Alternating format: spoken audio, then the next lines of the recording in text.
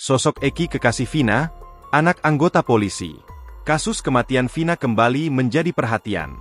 Pada 27 Agustus 2016, Vina dan kekasihnya Eki tewas di Jembatan Layang, Kecamatan Talun. Sebanyak 11 pelaku mencoba mengelabui keluarga korban dengan menyebut bahwa terjadi insiden kecelakaan. Namun kenyataannya, Vina dan Eki tewas merupakan korban pembunuhan. Selain Vina, korban yang menjadi sorotan adalah pacarnya yang tak lain adalah Eki. Eki kekasih Vina memiliki nama lengkap Muhammad Reski Rudiana. Beredar rumor jika Egi adalah anak petinggi polisi. Dikabarkan, Egi saat ini berada di Sulawesi. Namun Kabid Humas Polda Jabar Kombes Jules Abraham Abbas membantah rumor tersebut. Justru yang anak polisi adalah Eki. Saudara Eki adalah anak dari anggota kami, anggota kepolisian.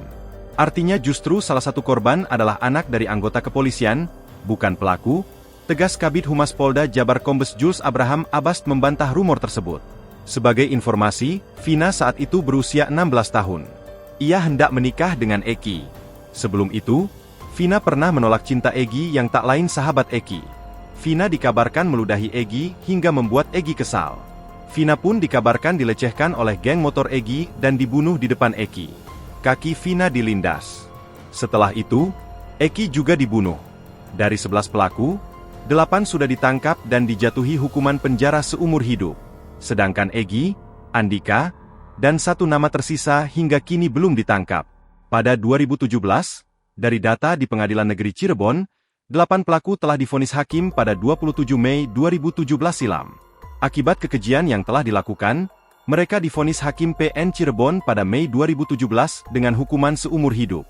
Putusan itu jauh lebih ringan dibanding tuntutan Jaksa Penuntut Umum, JPU, dengan hukuman mati. Para pelaku secara bersama-sama melakukan perbuatan dengan sengaja, dan dengan rencana terlebih dahulu merampas nyawa orang lain. Download Tribun X sekarang, menghadirkan lokal menjadi Indonesia.